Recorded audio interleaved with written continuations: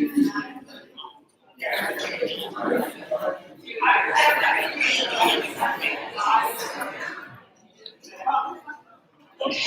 ladies and gentlemen, everybody, I'm Nancy Richard. I'm the director of Hofstra University Museum of Art. We're thrilled to see such a large crowd, which I think is indicative of the importance of this topic.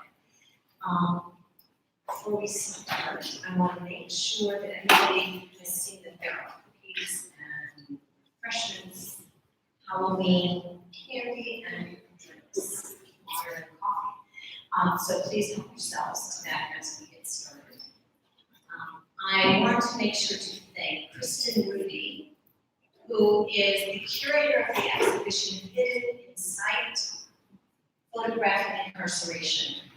And I've heard lots of comments about the wonderful exhibition and the title, because this is a phenomenon that is hidden. Incarceration and all many issues that are related to it are right under our nose, and yet we don't necessarily see them until we're brought into it. And one of the ways we as the museum can help change that, alter it, is by creating an exhibition which I think Kristen did so wonderfully.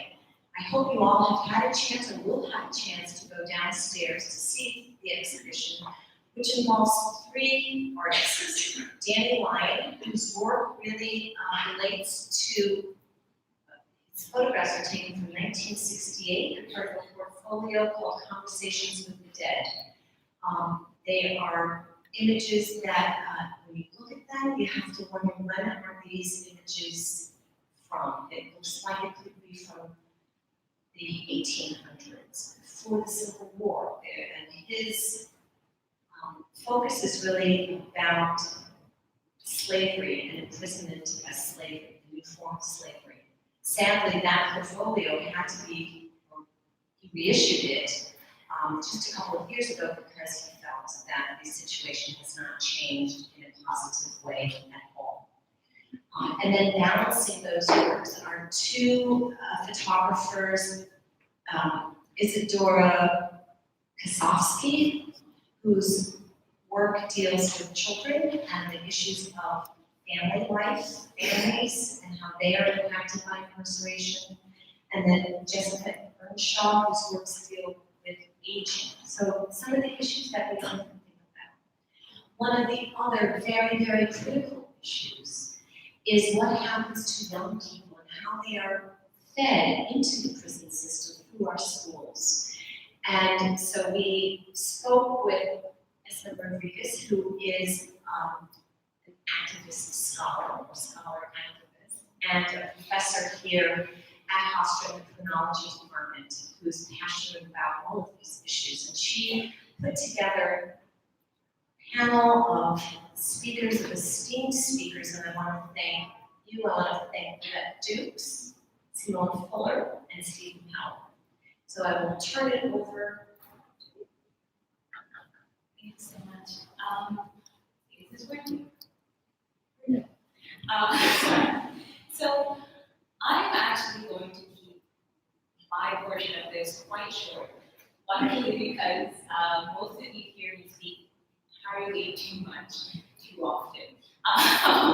The rest of you, sorry, it is your no, so I actually want to make sure, given the sheer volume, make sure that you all have enough time for Q&A at the end of the session. So I am instead going to just introduce our panelists and then start my own Q&A. Just to get us all familiar with this term school visit pipeline and related issues with incarceration.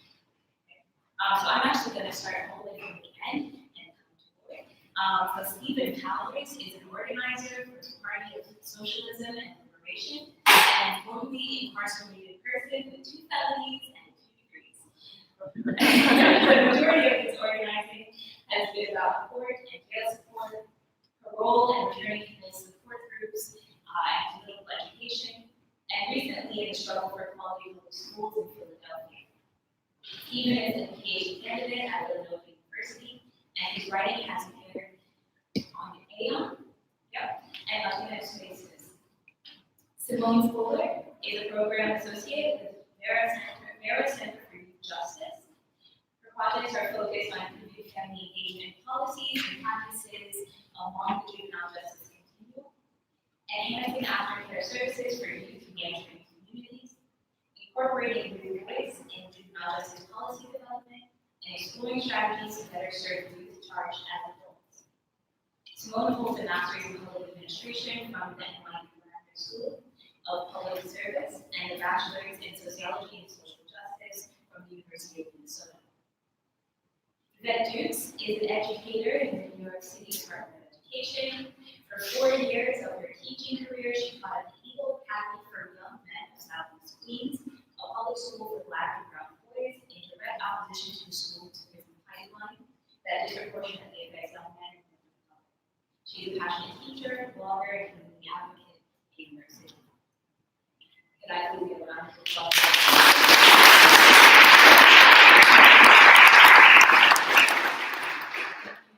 So much for being here. So I'm going to direct questions to each of them, and hopefully you all get a sense, if you remember their names when you ask your questions, but I'm sure no one will be offended here. Okay. Could you actually each, just maybe from Yvette to Stephen, right? Could you each explain your work and your related experience, right, to youth incarceration and incarceration? First of all, my experience has really been seeing directly what happens to particularly young men and women of color when they do not conform to what the acceptable standards are of how to conduct themselves in the classroom. Sometimes just really being themselves is the problem. And the teacher in that room does not understand the child, who has interest in understanding the child, that he is this paper trail. And this leads to the schools of prison pipeline. On a very personal note, my husband John had just been released from prison after serving 19.5 years. So I've seen the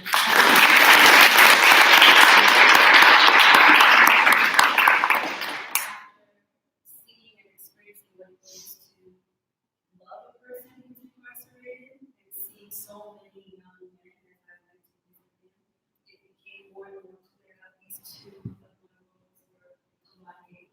These two of my worlds were colliding, and I see what's happening to the students in school leads them directly to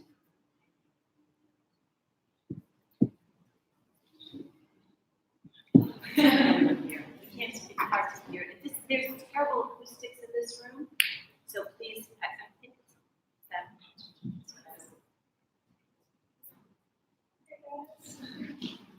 Okay, good.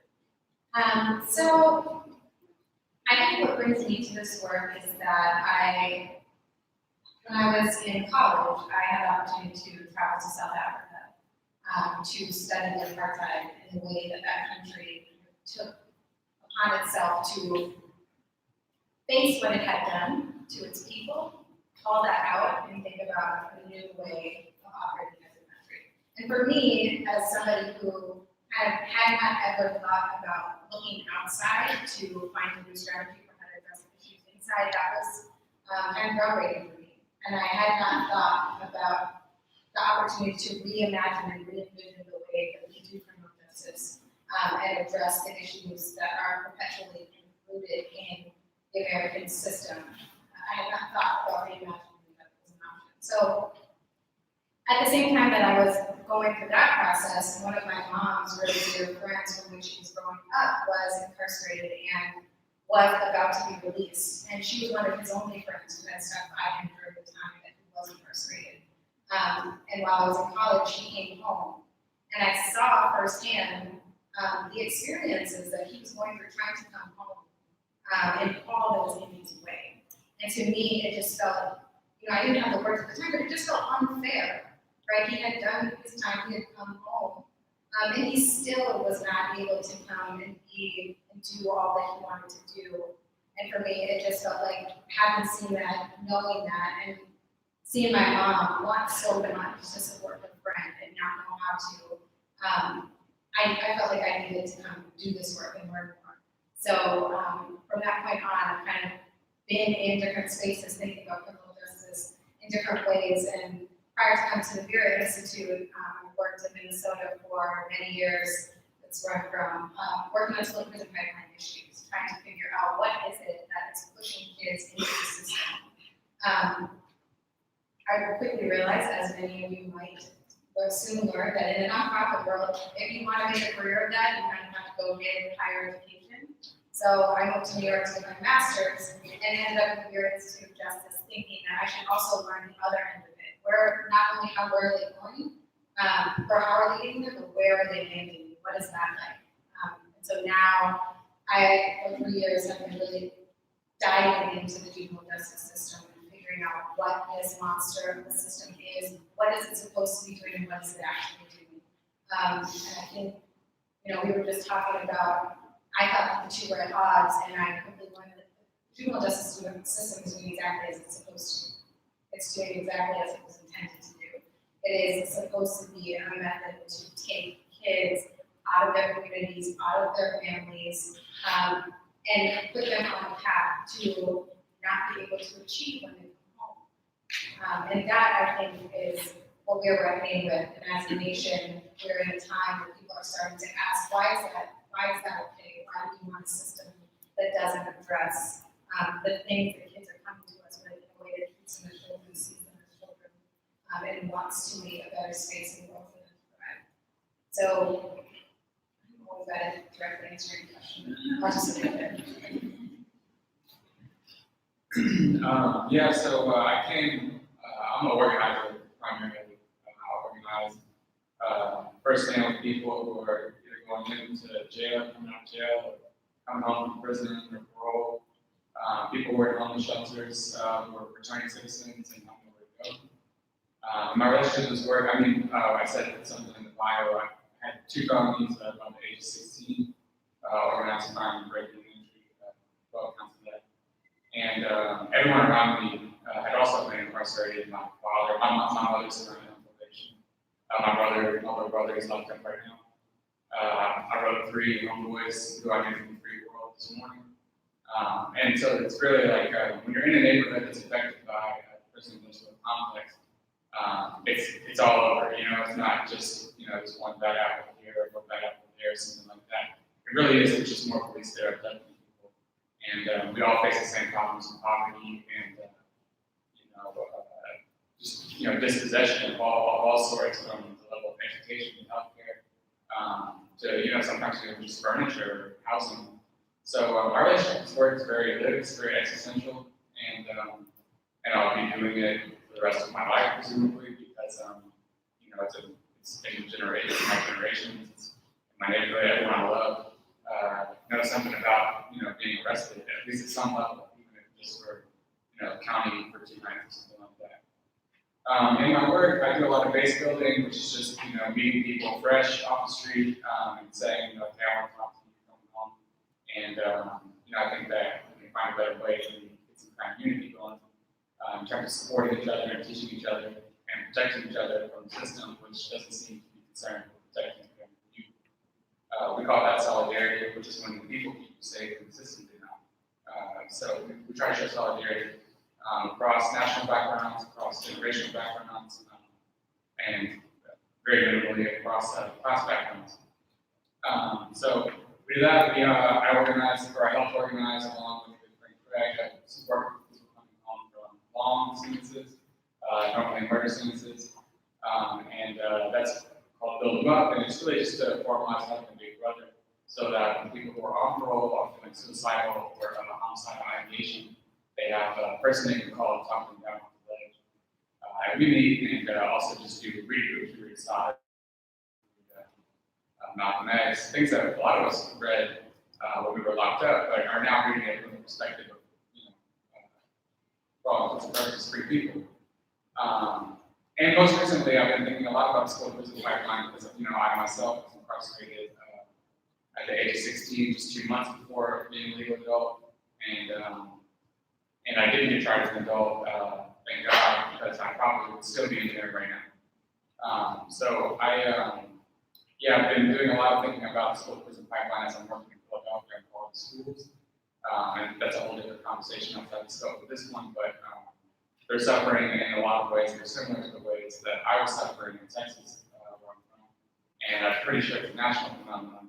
And so that's why I think about the school division pipeline as a structure for abduction and a structure of capture for oppressed peoples and poor peoples nationwide is essential. And I think it's an indispensable theoretical framework for talking about incarceration and a really good jumping off place for thinking about social problems and economic problems more generally.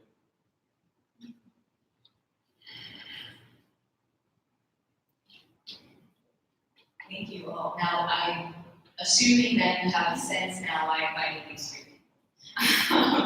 Very intentional design, and I'm just so happy to have them all. So, Simone, you spoke, I really love that you kind of entered this from seeing or witnessing a country in a moment of transitional justice, right? Transitional justice being the practices, policies, the types of changes that nations enter into after atrocity, after perhaps genocide, after this particular case of apartheid, right, after segregation, when they want to transition from one type of nation to another, they usually set up programs for reconciliation, right, or reparation. And what we see, and I think something that's quite striking, particularly with Danny Lyons' work downstairs, I do want to encourage you all, if you didn't go downstairs, that you do, because it is quite striking. But what you see with Danny Lyons' work, right, is that we have generational continuity, right, intergenerational continuity. We did not have transitional justice, okay? Even post-slavery, right, post-Jim Crow, etc., which is why this iteration, why this form of segregation that we experience called incarceration, right, is called the new Jim Crow, okay, which in and of itself is an imperfect analogy, but in and of itself should capture just how striking of a policy we've created, right? Because we did not have that. We didn't have truth and reconciliation. We did not have a moment of confronting our histories, right, that led to a different set of policies. We branded our policies, right? We entered into what's called a colorblind paradigm, and we just continued on doing what we were doing. Okay? So I find that fascinating and so important that you start with that, right? Your experience being, through going to South Africa, right? And then having to reflect on the United States. Okay? So I'm curious if you can talk maybe about the history of the school pipelines, and really, what its current formation is. And then actually with that, because you mentioned the paper trail of students when you were speaking, I want to make sure that everybody understood what you meant by paper trail. So perhaps after someone introduces a school's prison pipeline, then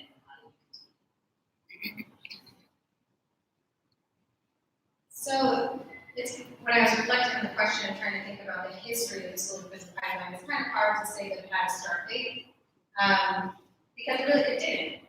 The school to prison pipeline is kind of something that has morphed over time as young people have come into schools, and schools have become something that they didn't used to be. So schools used to be places of community. They used to be places that cared about kids, that brought kids in with the intention to teach and love and see them as their own. And over time, the ways in which school funding, the ways in which redlining, the ways in which we have kind of created a system that has segregated the ways in which schools are able to operate, has brought different kids into different school settings, and hasn't prepared either the kids or the students to come along with the change and think about how do we teach to different learning styles, how do we create spaces where young people can bring their full selves and be who they are in school. And in the wake of that, the policies that used to exist in schools before have not shifted to accommodate the newness of what schools have become. So I think the school to prison pipeline in a nutshell really is both the direct and indirect ways in which kids from school, where they are required to be, right? Kids have to go to school. It is the law that they are in school, and it's actually illegal for them to not go to school, right? They're considered truant. So in schools, some of the indirect ways that young people end up in the school prison pipeline are things like policies that have really exclusionary responses for young people's actions, right? Things like talking back to the teacher, policies that are about dress code for girls and for boys, right? Those things can cause kids to get in trouble, and the responses to them getting in trouble are things like pushing them out. So it's suspensions, it's expulsions, it's administrative transfers to new schools. And those policies are they're not directed per se at certain kids, but the kids that are affected are certain types of kids. They're mainly kids of color. They're mainly our LGBTQ and C kids. They are kids that don't fit the mold of what students would like to, or teachers would like students to be. So that's kind of the indirect ways that it happens, right? They get in trouble for something like breaking a policy, a school rule, they get excluded, and then if they're at home and suspended, they end up idle minds, idle hands, and they're in workplace communities, so they end up in the criminal justice system that way. Other ways, more direct ways that they end up in the school prison pipeline are, we have police in our schools, right? We have school resource officers that are there to protect and to operate in our schools. So there are instances where kids will do something like fight in school, and instead of that being handled as kind of breaking a school rule and having a school-focused response, police are on hand, ready to arrest, ready to address that as if it were an assault, right? And they actually move like that. Kids fighting in school end up being assault, and they're brought to court and charged as such. So the school prison pipeline, I think, is just a series of decisions that have been made to criminalize the way that young people act, and when they act out of what is preferred, what becomes challenges for adults to handle, then they are pushed into the criminal justice system. And I'll let go ahead. Really introduced it so well, giving us such a thorough, comprehensive idea of what the school to prison pipeline is. From what I have experienced as a teacher, I've been teaching for 10 years. I'll give you an example when we talk about this paper trail. So a child comes into school, Tyrone comes into school, and he has a hoodie on. There's a policy that says you cannot wear hoodies. And that policy in the schools I worked in came about as a result of the Trayvon Martin murder. So what that policy says is it was really Trayvon's fault, because if he didn't have a hoodie on, he wouldn't have gotten shot there. So kids who come in now as their form of protest, hoodies were made to be worn. They come in with their hoodie on, and the teacher, very often the teacher has really no direct understanding of the child, the neighborhood they come from. The majority of teachers that I work with are white women. 85% of teachers in the United States are white women. And what you see is a paradigm in school where you have black and brown children in subservient positions to white teachers who don't live with them, who don't know them, who really don't understand them. And sadly, it's sad as a teacher to say who really have no interest in understanding them. So now Tyrone comes in, take off your hoodie. Maybe he takes it off on this day, he doesn't take it off. He gets written up and kicked out. Now Tyrone is not in class, he's not getting the education that he's entitled to. He's sitting in the principal's office, they're calling him mom or dad, and when they come. And this happens one day it's the hoodies, one day he came in late, one day there's a lot of things that happen over time that they're all written up and locked in. There are different tools, scheduler, Jupyter grades, power grades, teachers, enter. Over time, that paper trail turns into suspensions. Don't let Tyrone have a really bad day and maybe curse someone out or hit someone, which happens. We all have bad days. That now turns into a superintendent's suspension. I have seen boys taken out of school for 30 days, 60 days, 90 days, 120 days. The school year is only 180 something days. Gone. No tutor, no help, no support. 9 times out of 10, a lot of students' behavioral challenges come from a lack of understanding of the academic work.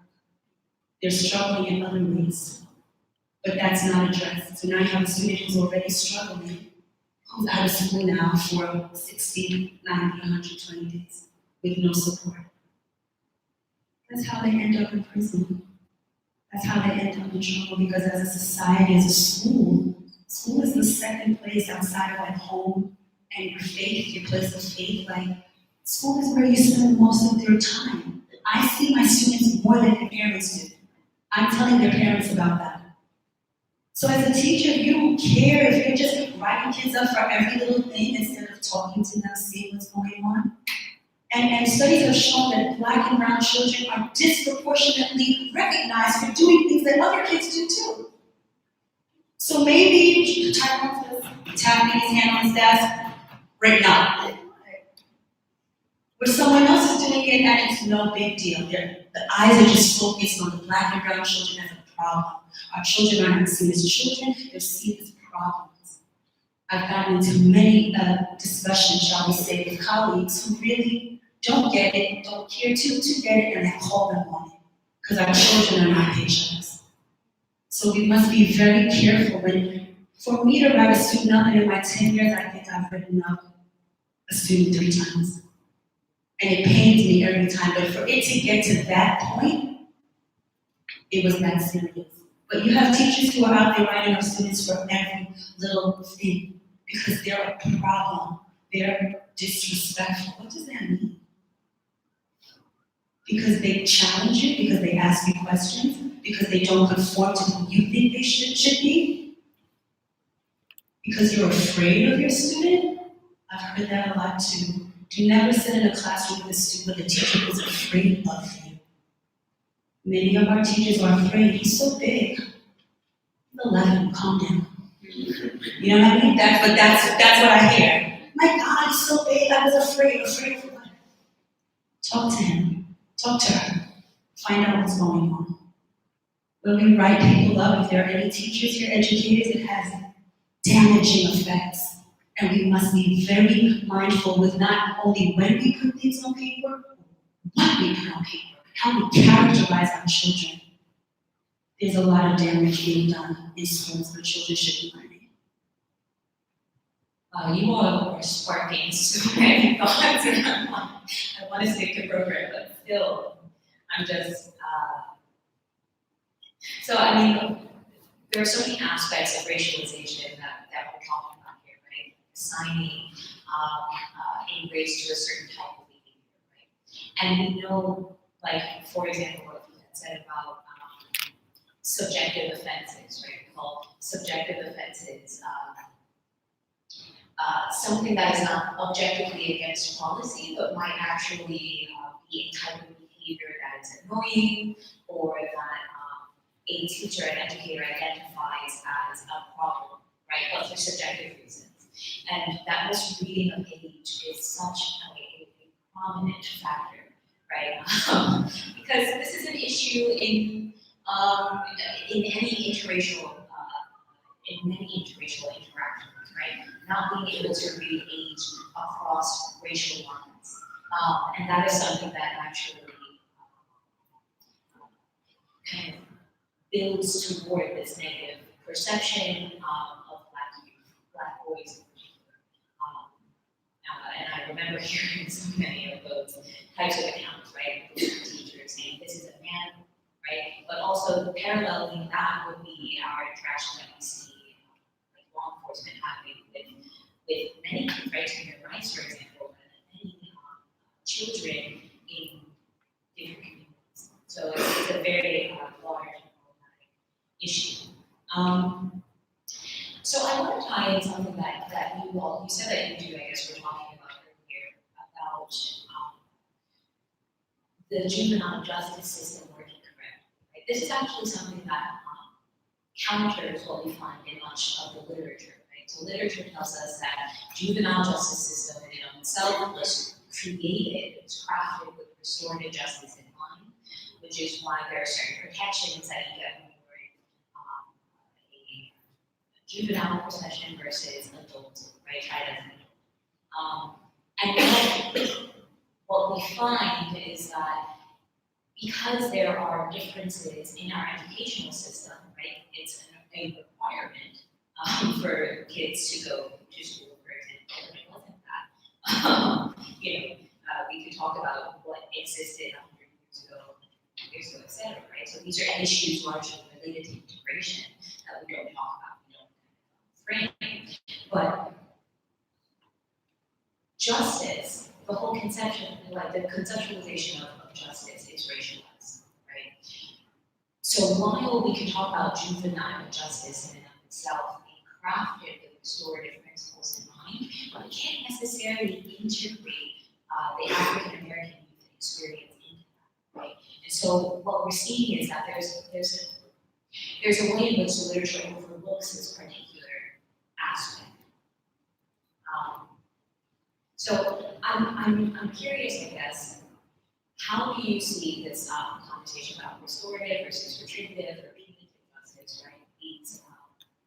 And I guess I'll ask Stephen because while we have an easy time saying that, well, an easier saying that mass incarceration is largely founded on retributive or punitive principles, we exclude juvenile justice and issues with youth incarceration from that, right? Imagining of it being a punitive versus rehabilitative or restorative practice. So could you actually talk about maybe mass incarceration and as it relates to these objectives?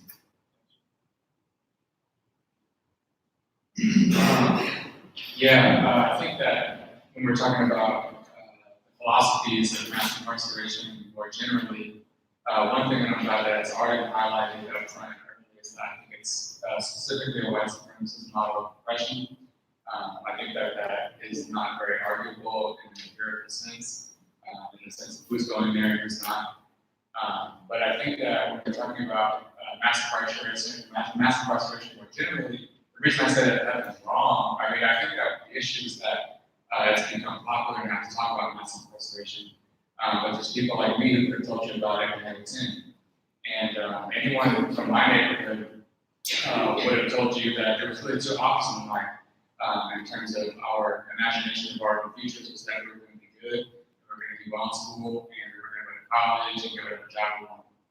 And the other option was we were going to be bad, and we were going to go to jail, and we were going to rob there. And that was, and it's probably still is if we go back to where I'm from, just ask people what your options in life. That's the bifurcating path for all of us. And so I think about it past just the walls of, let's say, a cell or a group cell even. I think about it as invading, colonizing our very imagination for our own futures.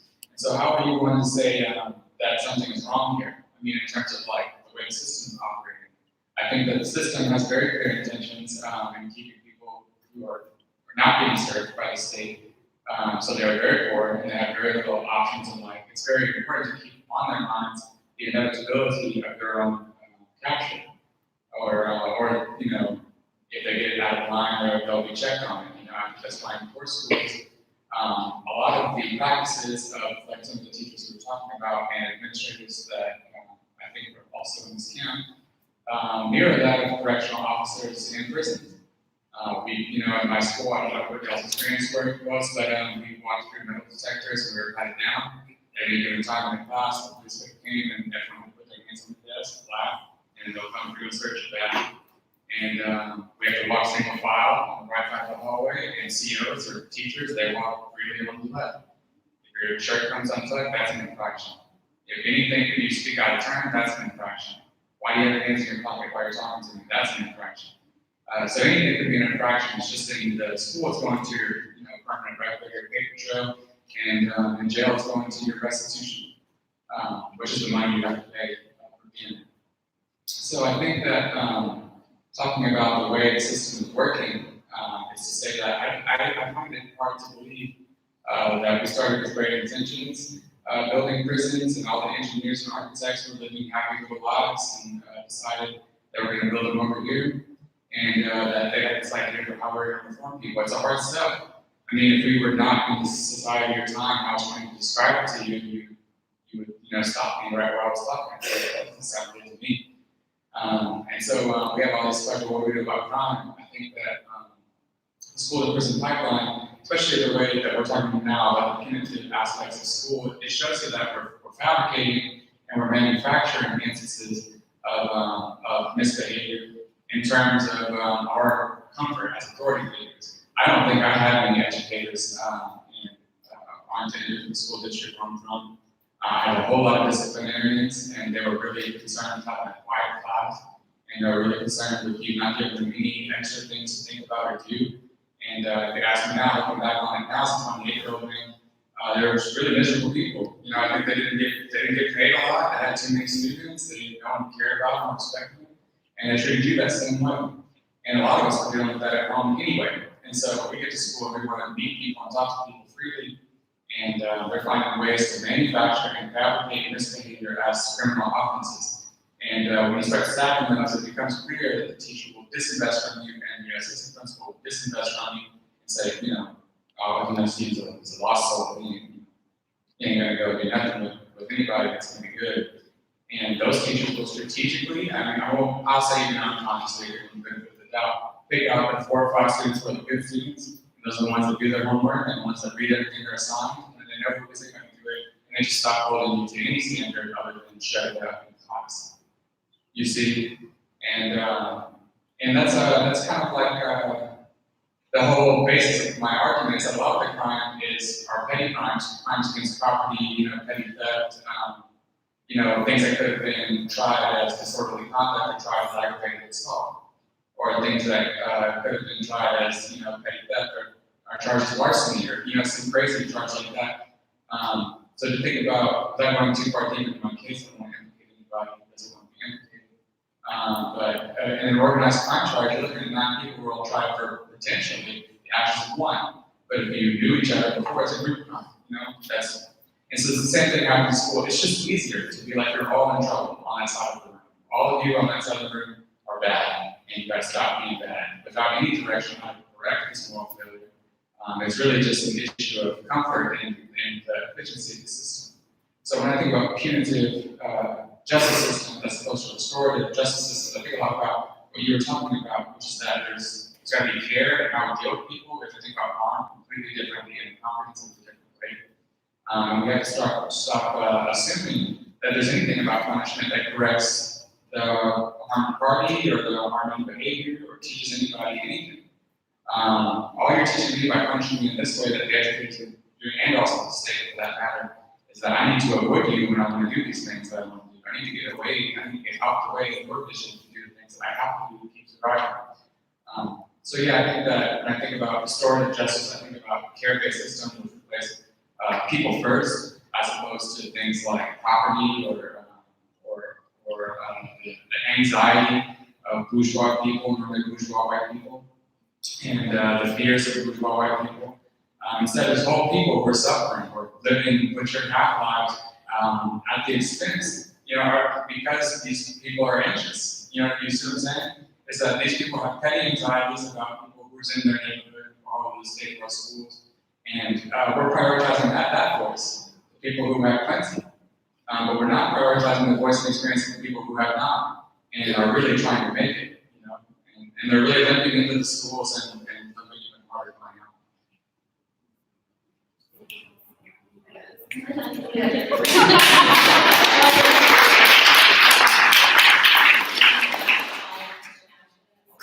Could you just speak to, you said earlier that you were tried in juvenile court. Could you speak to that versus adult court, maybe, just a little bit about, speculate about maybe your treatment? Yes, I've seen both of them plenty of times. And juvenile court, there's this air of destiny to it.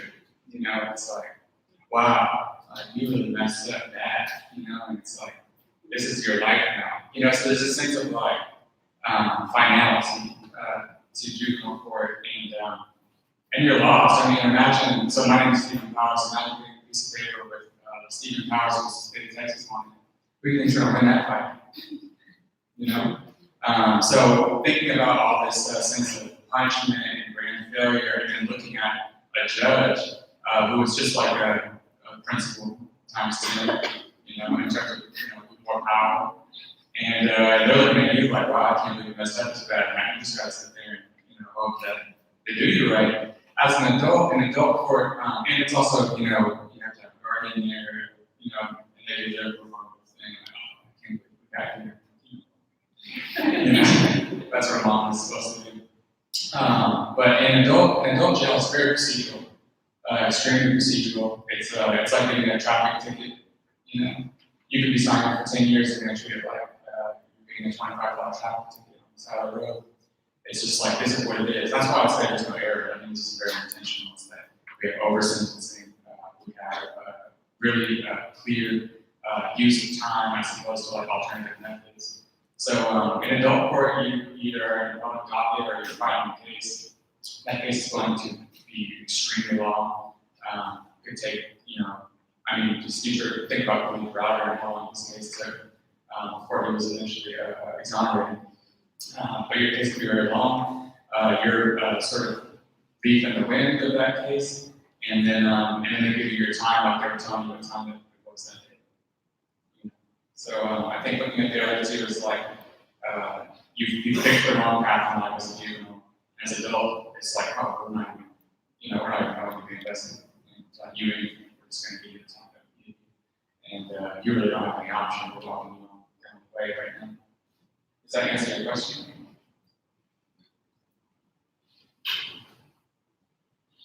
So I was wondering actually if Vivette, if you guys could speak a little bit to the gender and racial dynamics and class dynamics actually of the school in the pipeline, but also youth incarceration in that picture.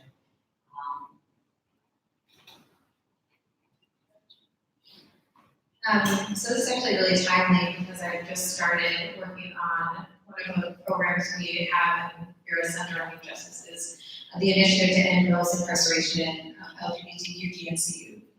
And so for young people, especially girls in LGBTQ GNC youth, this idea of conformity and to act a certain way really is present when you're talking about the juvenile justice system and criminalizing behavior.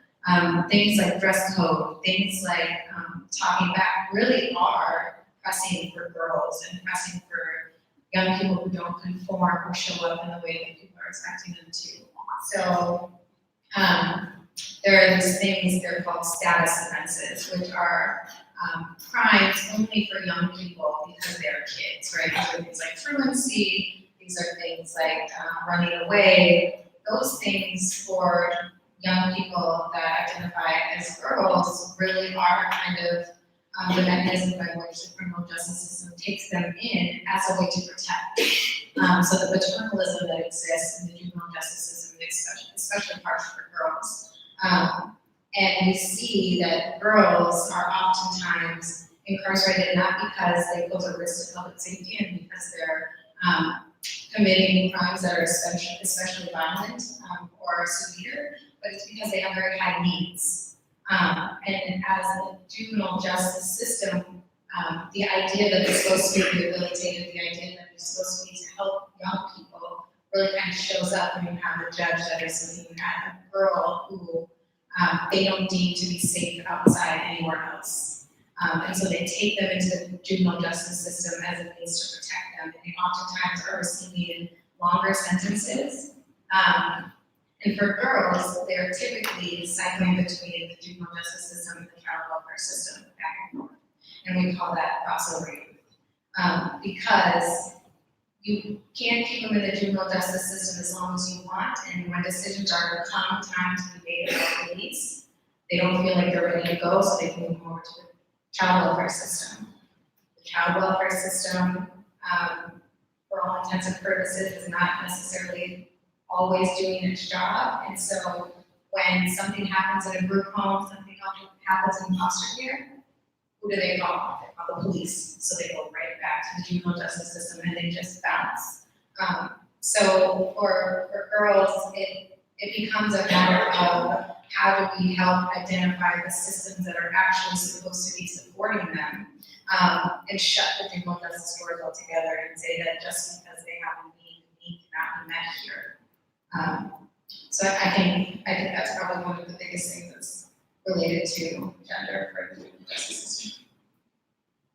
Just to piggyback on that with the girls, also girls are often, they often get in trouble because of their body type, what I'm seeing. So now, if the style is to wear leggings, right, and a t-shirt, which is a common style to wear, but that particular girl is more developed than another girl. Now the girl with a more developed body has broken the rule for being inappropriate in school.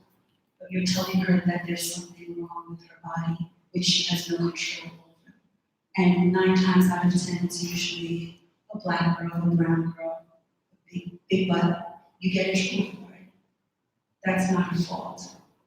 In addition, girls are not allowed to be angry. To be angry is a crime in school for a girl. If she lashes out, something must be wrong. She's crazy. These are terms I've heard said about a girl. Some of the criteria that I see for kids who get targeted for the school to prison pipeline, because it's intentional, I'm not giving them as much of a benefit of the doubt as Stephen is, because most of these people have a master's degree, so didn't you learn something? They're looking a lot at black children. If you're big, if you're tall, that's a problem because you're intimidating if you're tall. If you're especially dark, that's a problem. You're scary. If you are assertive, especially as a girl, if you talk up for yourself, that's a problem. That tracks you. You're disrespectful. And I'm using this tone on purpose. If you're poor, if you come from a single family, because a lot of the times decisions are made without parents being there. And I'm not going to assume that a parent does not want to be there, that a parent does not love their child. That is not my assumption to make. I'm more inclined to assume that a parent has to go work to put food on the table and cannot come to a 9 a.m. meeting on Monday morning. I have to go to work. So the kids who don't have that additional parental support, decisions are being made for them by people who, again, are not really thinking about their best interests or their futures. So also, as you said, just children who don't fit the mold. Like if you're not white and sitting with your hands crossed, like you're in church, anything outside of that seems to just not be allowed. And it's very difficult for kids who are going through so much more than I went through when I was growing up. Social media alone is causing a whole new set of issues and concerns and a gamut of things that the school's not really ready for. So instead of dealing with it and trying to get ready for it, it's easier to just punish that child. Kids if we have a disproportionate amount of black children, black men especially, young boys, especially in special education classes, kids who are not scoring well on state exams because that's what drives money and drives school. If you're not doing well and you're not a 3 out of 4, then you are a problem in the eyes of the school because you're not making them look good, you're telling on them. So students like that end up being carted off because they're deemed as a problem for the persona of the school. Yeah, thank you so much, and I appreciate that because it kind of brings us maybe outside of the school to prison pipeline, if we understand that in quite literal or a very strict way. Okay, Vivek also mentioned indoctrinating students as well. So, like for example, there's what they call the school to deportation pipeline, which the ACLU on Long Island, they actually deal with quite a bit because it's something that's quite striking. But there's another word that's often used in place of the school to prison pipeline, which is push out. And I think that that's a really important word that includes this conversation about testing and test results as well, right? But also behavioral issues, suspensions, et cetera, that don't end necessarily leading to incarceration, but might lead to pushing out or dropping out of school entirely, right? Which also is not unrelated, because we know that if you don't have a high school diploma, you are much more likely to be incarcerated at some point in your life. So all of these things are related in a very dense kind of network of policy issues, but also issues of prejudice and bias that we have. You know, bringing in kind of the colorism, right? That dark skinned students experience even more of this because you are intimidating because of skin or because of height, because of body type, etc. Right? That these aspects are all very important as well. Thank you so much. I was wondering if you all can speak to maybe different justice issues today, and even what does justice mean? I guess let's maybe start there. If you could have, everyone walk away with a different sense of what justice means, what would you say?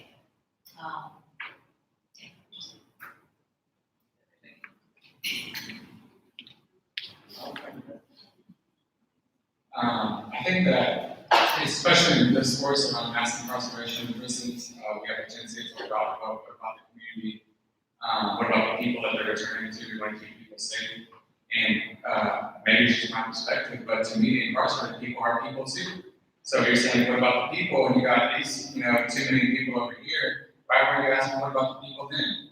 And so justice for me is both an economic and social revolution of sorts, which would mean justice for the poor people and the Black people and the queer people and the Latinx people, Filipinos, all African indigenous people, in terms of, first of all, their freedom, second of all, their ability to go to school for free, get quality education, have some kind of housing for free and mental health care for free, and to untangle the web of social and economic problems that strangle out kids at a very young age.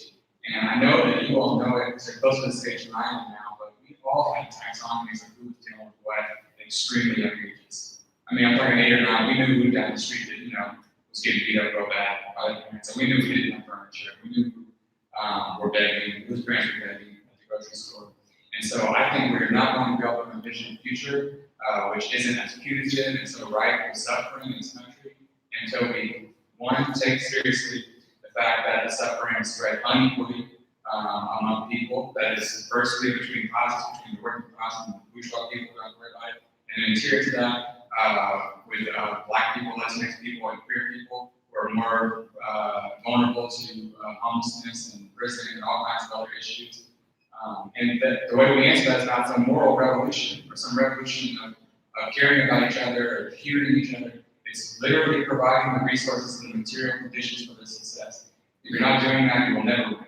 If you don't offer housing and education and mental health or healthcare in general to people, they will always have these problems, and the people in power will always find a way to criminalize them. There's going to be no way around that, in my opinion. So justice for me is not about how we're going to punish people in the future in a better way. It's about how we're going to retrieve our brothers and sisters from inside the tombs that the ruling class of today is consigned them to. And that's how I think about justice. It's a society for the many and not for the few who are afraid of it.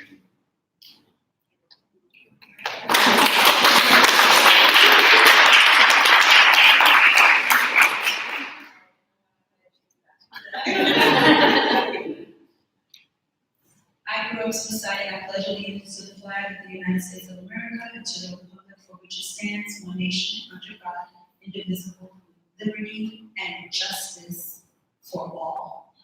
I need the for all part to kick in. So, must be for all groups, and that's not what's happening. So, what I need from what justice means to me is little Black boys and girls who walk down the street without getting shot. Just for being themselves. That's a great start. I need for all people to have the basic human needs that Maslow talks about. We need shelter, we need food, we need love, we need comfort. Like those are human needs. It doesn't matter what's on the outside. We need to start looking at the humanity of people instead of the color of their hair, the color of their skin, where they were born, who they are. The divisiveness is just beyond repair, it seems to be, sadly enough.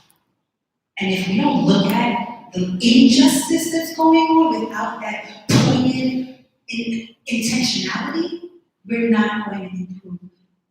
Justice means that you walk down the street and I walk down the street, and you go to the grocery store and I go to the grocery store, and it's all good for everybody. You have Whole Foods in your neighborhood and I have it too. And I don't even like people to move in to get Whole Foods. Why do I need people to get Whole Foods? It's a problem. I need Whole Foods everywhere. That's just Whole Foods too expensive. I got Trader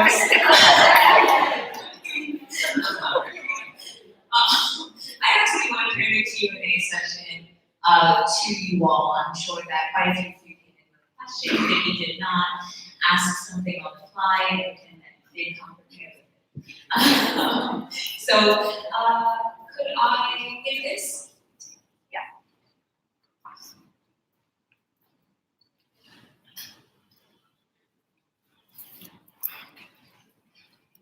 Good evening, my name is Renee Spence. I am a law student here at Hofstra, and I am working on a project for the law school actually about preventative measures. From what I've heard today, I hear a lot about restorative justice, but my project is working on preventative justice, such as youth courts within the school systems. What is your insight on how we can implement school-based youth courts within these delinquent or troubled neighborhoods or high schools? I think it starts with who you hire. As a teacher, you need to hire teachers who actually care, who are informed about restorative justice, preventative justice teachers who are aware of the issues that are going on in the neighborhoods of the students where they are teaching. It's very important that students see people who look like them. Their only role model should not be somebody who is outside of their world. So one step I would say that would prevent a lot of issues is the teachers. Because if I'm telling you 10 years, 3 write-ups, and you have new teachers 1 year writing up every day, they spend more time on the laptop writing up students than actually teaching them. I don't think they hired the right teacher. I don't think that teacher is suitable for that particular group of students, so that would be a great start. School-based youth courts. Yeah, so I think a huge, at least how I would see it, is it's actually disrupting the idea of courts in a formal sense, right? Particularly in schools. I think that mirroring what we see in the criminal justice, what that looks like, and implementing that into, and like you said, urban areas and schools is actually problematic. So I would say to move toward, mediation circles, right? Move toward, I know Oakland, for example, kind of started a meditative process for the younger students and things like that. Move toward having different types of programs and not so much any court-based system or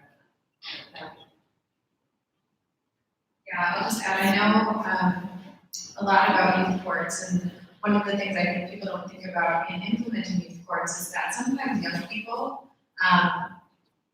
only can envision justice in the way that they've seen justice played out on TV and whatever. So sometimes young people are very punitive in their approaches in youth courts as well. So educating young people on the various ways to respond to different actions that other young people might have done is important to give them the permission to think creatively and not just kind of push their idea of justice that they've seen from outside. That means like examining unconscious bias for young people. They need to understand and interrogate and be reflective on the decisions that they're making when given that type of power. I also think that, I agree with the professor that I don't necessarily think our courts are the best model. The idea of kind of replicating that court model in itself, I think, is kind of harmful.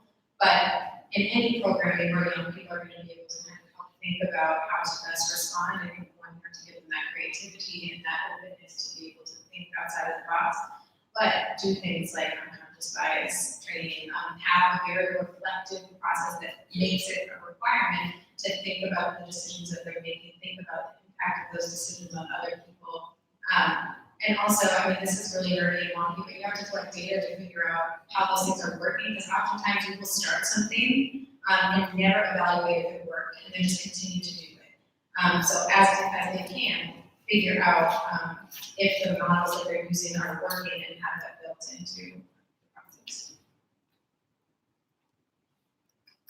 Yeah, I just want to say real quickly that I think that I agree that it replicates the structure of uneven power, and the things that I would like to see happen in the future would be understanding sort of dignity and people as individuals in a community or something as equal in power. And so I think that the logic we have now is that you get more intensifying degrees of isolation from default to suspension to expulsion, and in jail, the same things, gym pot, sex, ad sex, sense blind, more intense versions of isolation.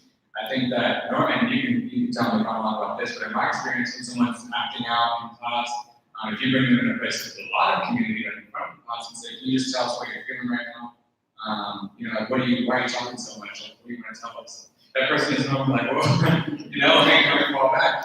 And I think that's good healing. It's like you're accountable with these people around you and you're wasting their time. Like, can you talk about why you want to do that? What you're doing is important enough to interrupt this class. So what is happening there? I think that we're integrated into a community more fully on the basis of you're a participant, a meaningful person in this community, we want to hear what's going on, because we're all concerned now that you have not so much a court system, who's banging a gavel, and we're judging you from without. We have to communicate together, so let's talk about it.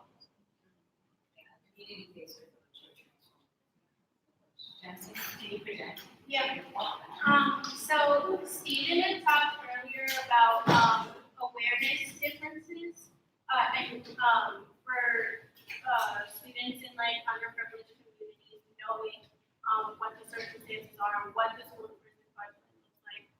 Have you experienced any cultural differences in that awareness, especially with undocumented? I'm doing my thesis on the Latinx experience in the classroom, so is that awareness different in undocumented communities or maybe in Latinx communities, or how does that change? Is this one? Okay. I think that it's different in the sense that they're dealing with different. So where I'm from in Texas is majority Latinx, it's a majority Latinx state, majority Latinx city. And then it's primarily, there's like, sort of de facto segregations like there is everywhere. But then I'd say black and Caribbean, and then white people. I think that all regular people, uneducated people, or whatever, are much smarter than we give them credit for. I think they see a lot more and feel a lot more than we give them credit for. I think it's criminal how stupid we take them to be as we're in school and they're not.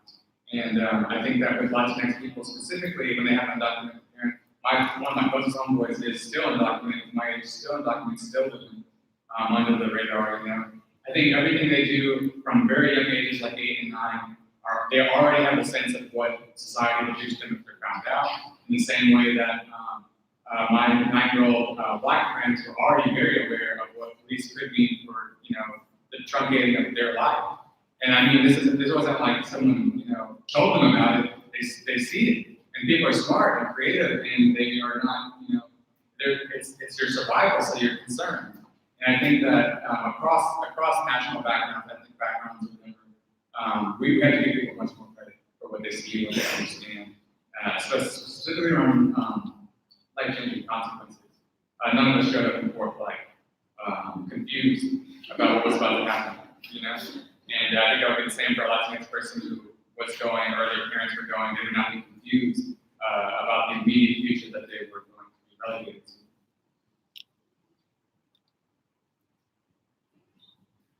My question is for Simone.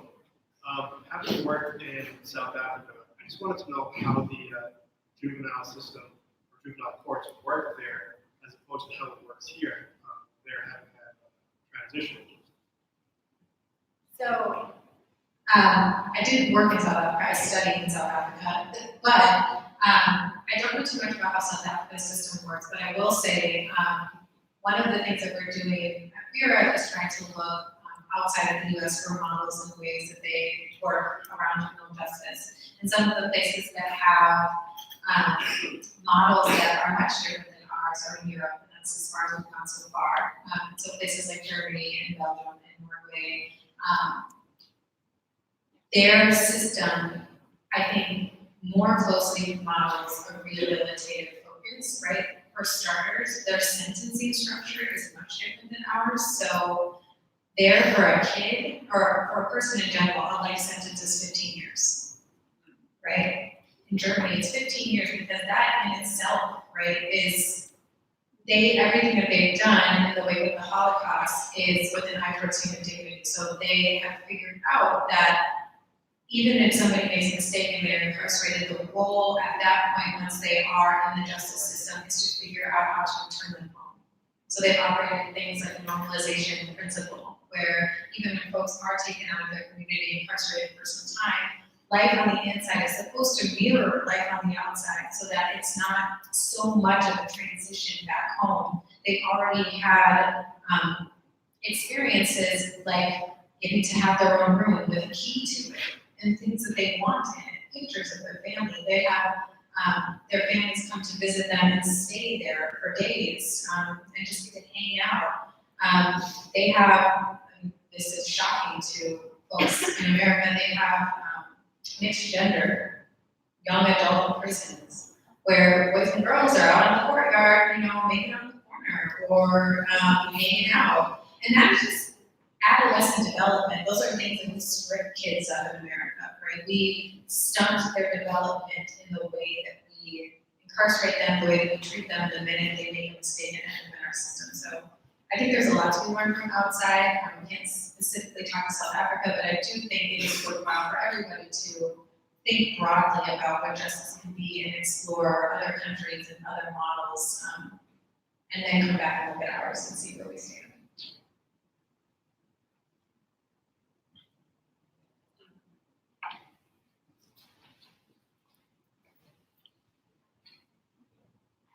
So my question is for all of you. I'm just like a first year criminology student, and I'm just wondering what I hear you guys is very inspiring, and I feel like I'm a lot in this short amount of time, and I'm just wondering what all of you think that we as young adults, as like incoming active members of our society can do at our age and our generation to fix the issues that you guys have presented to us.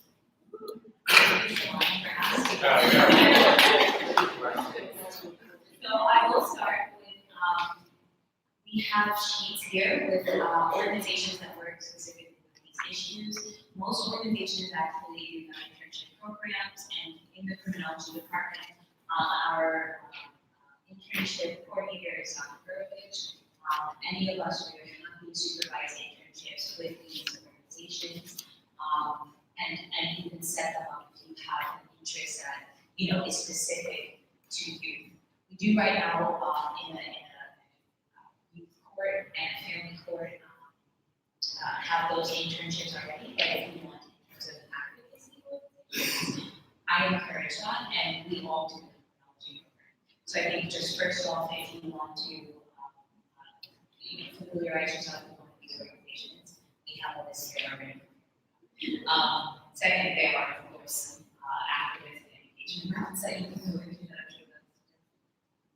To you and part of your studies, I would recommend you go visit someone who's incarcerated and go through that experience, because as much of an advocate as I was, it wasn't until I really started going to visit my husband in prison that my concept of what the damage that incarceration does really switched from theory to practical, and I got to see the harm that it does because it harmed me. So whatever route you decide to take in the criminology realm, having that experience is going to broaden your view and help you just look at people as humans. It's very important that you look at people as human beings. I'm probably going to say that the answer everybody's going to vote. Please vote. And there's no more important time to vote than now. And not just vote, be informed about what you're voting on. I think a lot of us show up to the ballots and don't know who we're voting or what they stand for. So I would say invest some time in figuring out what people's platforms are, where they stand on policies that are important to you, and vote accordingly. I don't think we've ever in our country been able to experience what it means to be a democracy because we don't really participate in it. And I, for one, of the mind that we should try and see if that even works, right? Because we don't know if it works or not because we're not participating. So I think that's an easy thing. Also, it's not enough to just go to class and graduate with a degree. You have to get experience on the ground. You have to go do internships. You have to do the work because that's what sets you apart when it comes time to apply. That's what sets you apart when it comes time to get on the ground. It also helps you figure out what it is you want to do. Your classes are not going to tell you what you want to do for work. And if anything, they might lead you down a path that isn't actually what you want to do because you haven't had any time to experience it. So I would say that if you are going for school and it's never too late to get on the ground and start volunteering or interning or get a job, because just going to class isn't going to cut it. A lot of information about the names also on the sheet. I would urge you, with as much electricity and thunder as I have, to get organized early and flood every problem with as many people as possible. Bring many more voices as you think you can into the conversation and function as a group in a singular way. You see what I'm saying? I don't think that if you were at work tomorrow and you freaked out, you will be fired. If you were at work tomorrow and your entire staff freaks out, you will win.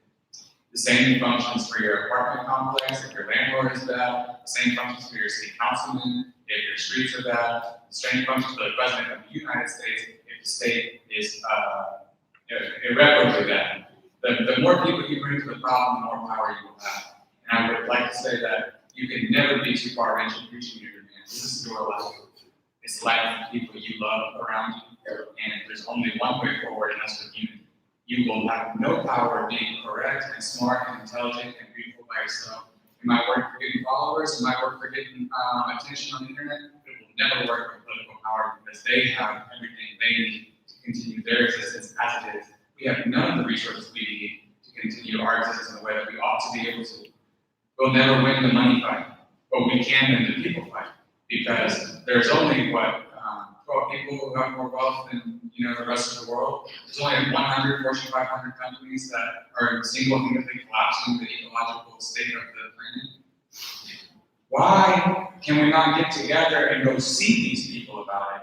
I'm here to press the issue, and if you ever see me in any other walk of life other than this one, I will be pressing the issue somewhere. I have a reputation for pressing the issue. I'm not afraid, I'm not cowardly, and there's no hesitation of convicting myself, so I urge you, get organized and get as many people who are thinking like you together to think about the problem in a more communal way and fight for the people at every turn of your life from here on out.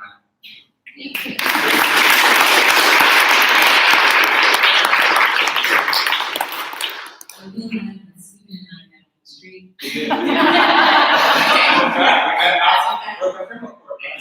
So, if you want to stop by my office because the big world sounds scary, I will connect you. All right, I will actually do that. Several students here to different opportunities. If you want to get involved in these activism, advocacy, and aren't through the kind of organized practice.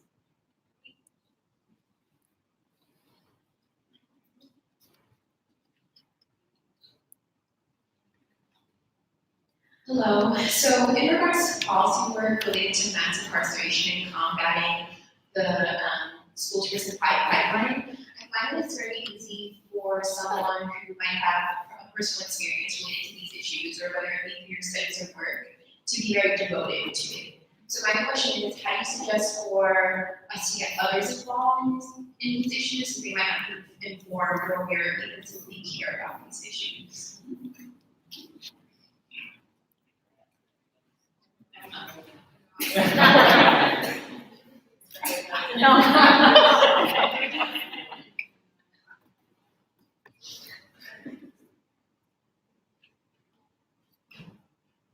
Yeah, I think this is the work, is to try and figure that out. I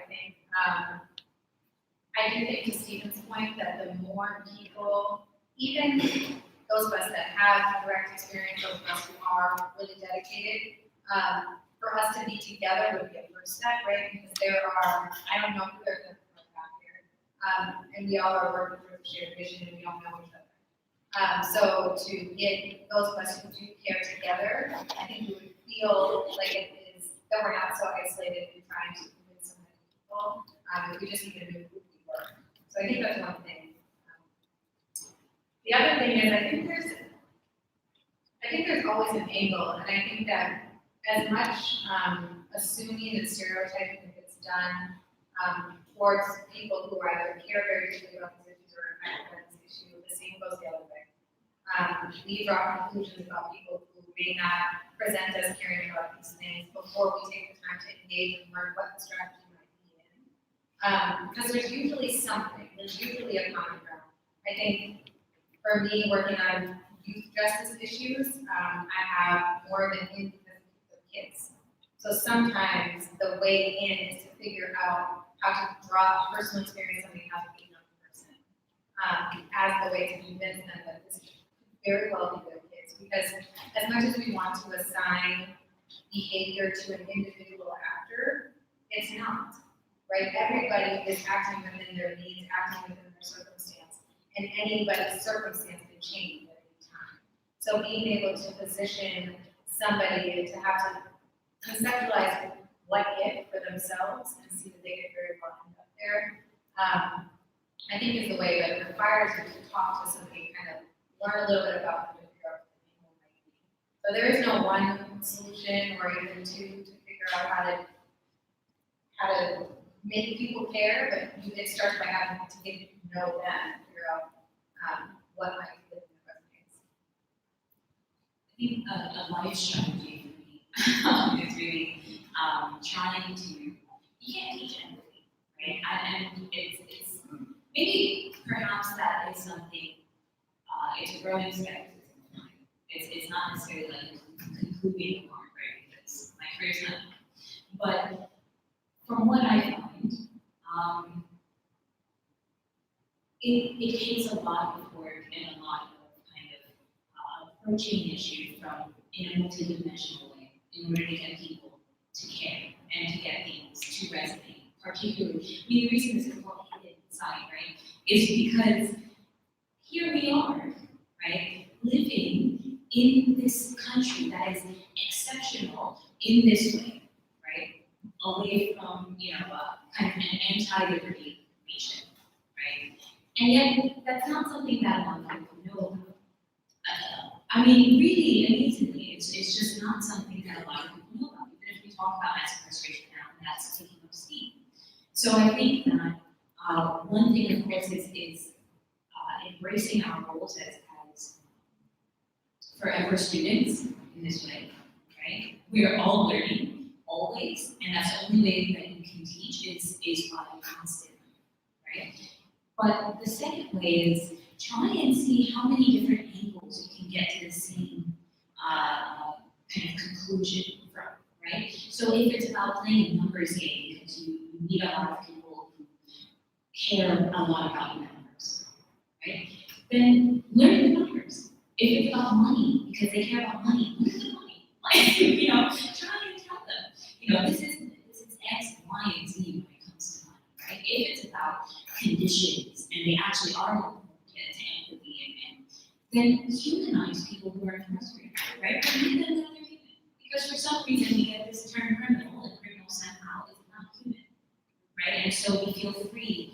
I get a good number of students who come into my class and they make jokes because it's fine to joke about sexual assault as long as it's about not picking up the soap, right? Or about, oh, don't go in with that long hair, right? How many people have you heard say something like that, jokingly? It's one of the only contexts that so many people feel fine talking about sexual assault and rape. I mean, fine, as long as you're a criminal, right? And so there are so many different angles that you have to take, and I think do that work, attempt to do that work, but you can't do it alone, right? So we've been talking a lot about people collectivizing it. One thing there's this term called consciousness raising, right? And I was on a panel this summer actually, and I sat there with people that I didn't know, and realized we were all doing the same thing in different places, which was a living room series, very specific series, a monthly event where people come, we all share a living room, we talk on one topic as it relates to incarceration or community safety. And we go at that from different angles. Now, I sat on this panel and it came up with every single one. They said, oh, okay, well, Fridays we meet for the living room, and I was like, can you have a living room?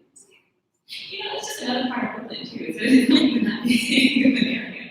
But to find out that this was happening in so many different areas, maybe live in the same city, but still, very large city, was so encouraging because you're not alone in that care, right? And even if you may feel like you're alone in that care because you're talking to people who are quite apathetic about it, you're not alone in your ability to care. You just gotta learn how to tap in.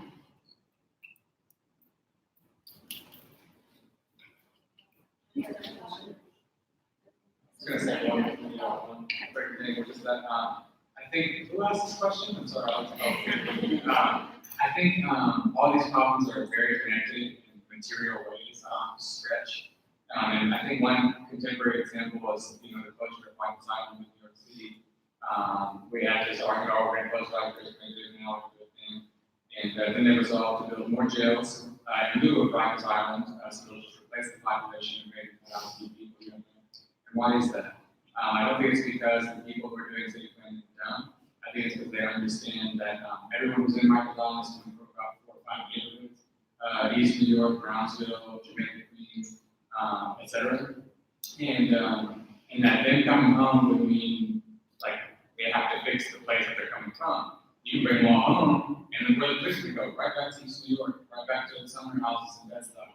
And so I think that if we can save the people from the inevitability of incarceration, it would have to mean, like I was talking about before, economic justice from the place where they're coming from. So we would have to get the police out of those neighborhoods, and we have to correct or give them quality living, quality education, quality housing. We've already really isolated so much of the problem. This would be a percentage person, but an overwhelming majority of the people in there. So all these issues are connected. Someone says, I don't care about mass incarceration or whatever. It's like, well, Audrey Lord said there wasn't a single issue person. But I also am not a single issue person. I think mass incarceration relates to white supremacy. I think it relates to deployment of borders. I think it relates to suppression of the indigenous people. I think it relates to gender violence and the non-recognition of gender non-conforming people. I mean, so many things. And so there's a way in, regardless of what you're worried about, even just a road.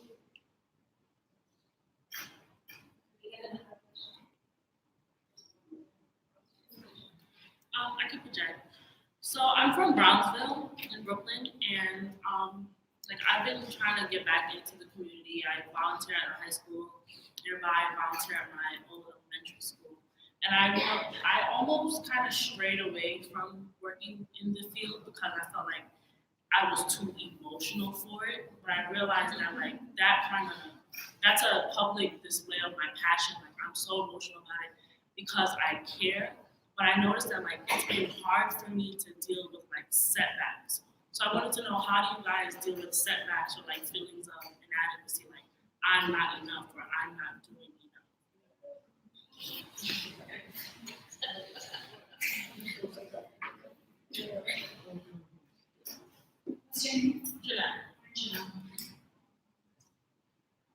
Baby girl, you gotta tap into yourself, where you come from, who your people are. Our strength is so deep. And when you know who you are and where you come from, nothing and no one can stop you. Janelle has been here many times before. I need you to look back to your ancestors, your history, the very things that they do not want you to learn in school, because they know once you learn it, the empowerment and the strength and the just feeling that I'm it, that it gives you, will never leave you. I need you to do it. If you need some help with where to find some information, I am more than happy to help you. I'm not telling you something I read in a book. This has been my own experience. Because doing this work can be very saddening. It can be very heart-wrenching. And there's always that voice that says, just leave it alone. Don't do it. But that's when you gotta push harder. When that voice comes knocking, that's when you gotta, oh, I definitely have to do it. Right? And I don't know if you have faith. Okay. Tap into that, girl. Pray. Whatever it is that you need to do to just get grounded and centered, because people, oh, it's not just you. Everyone in here, how we have our times when we're just feeling away. Tap into those things that have worked for us since the beginning.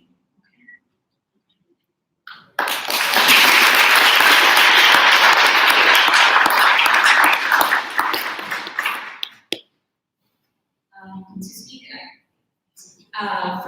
from my part, remember that imposter syndrome is something that people experience regardless of degrees, right? How close? Okay, didn't go away, right? On maybe transitions through class, right? Experiencing that didn't go away, right? You have to build whatever types of practices that you can in order to identify one, your capacity to deal with things, right? Develop your sense and ability to say no and to recognize that you're not going to save the world single-handedly, right? But you will impact people around you, right? It's not a zero-sum game. Right? You can make a difference. Right? You might not be satisfied with the scale of it, but that's a matter of kind of reorienting yourself so that you know, you are smart. I know you're smart and you're capable and you're determined. And still, you're not going to fix the whole world, right? We're constantly bombarded with, we're neighbors, right? I'll just say that we're neighbors. I don't have to tell people. Okay. But we're neighbors, okay? We're going to feel things in places when we come to the Hofstras, when we come to the suburbs, when we come to spaces that look very different, right? And there are two different worlds, and there are huge disconnects often, right?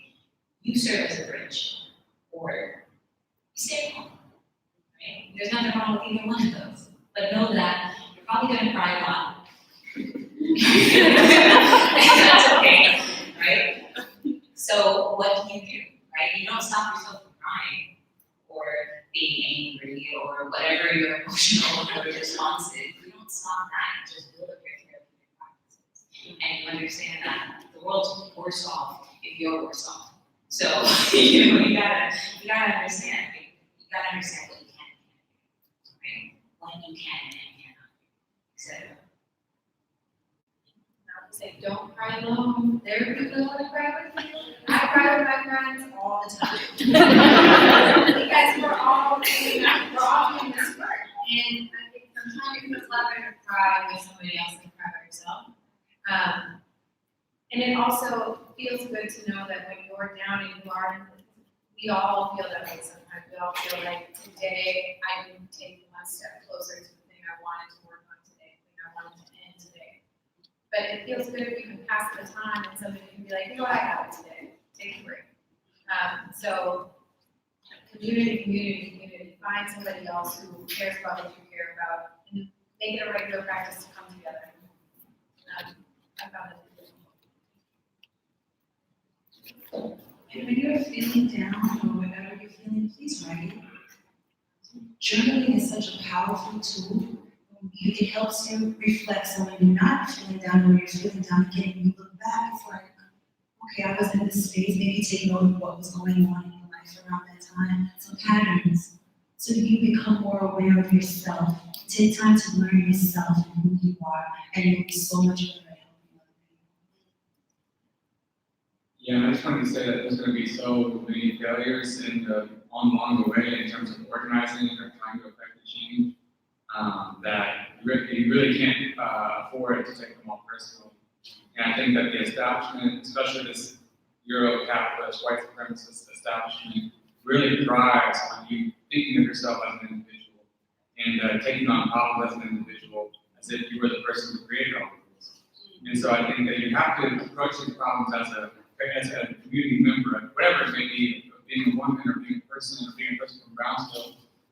It's like you have to say like, this is a Brownsville problem, and I'm part of Brownsville, and Brownsville is going to take care of this in whatever direction we see fit or necessary for the accomplishment of that goal. What the prison is doing is holding individual people accountable for societal problems and state power, right? Now, what you can't do, and if you want to live, healthy in this work, whatever, is replicate that structure and say that there's a societal problem, I'm holding myself individually accountable. Because there's no superheroes. There's just the people. Anytime you show me the book, the European style scientific great who tell you otherwise, you can't show me revolution or a big change or and like we like to talk about Nelson Mandela, right? You think Nelson Mandela alone throw my gloves and say, and resolve and stuff like that? Absolutely not. We're still struggling. It's a process. And so just think of my advice to you, if you're asking me, is to think of yourself as part of a much larger force, which is on the correct side of history, which is on the people's side of history, and not the establishment side, which is thriving on you being an individual, afraid of your neighbor, and afraid of everybody else, and afraid of you. Right,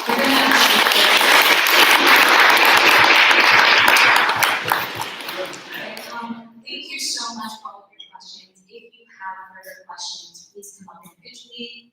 I'm sure everyone here would love to answer any of your individual concerns or questions. Outside of that, thank you so much for the Hofstra Museum for hosting this panel.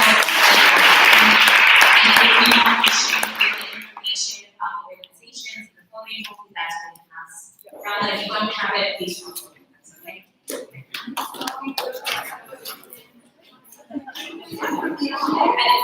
Yeah.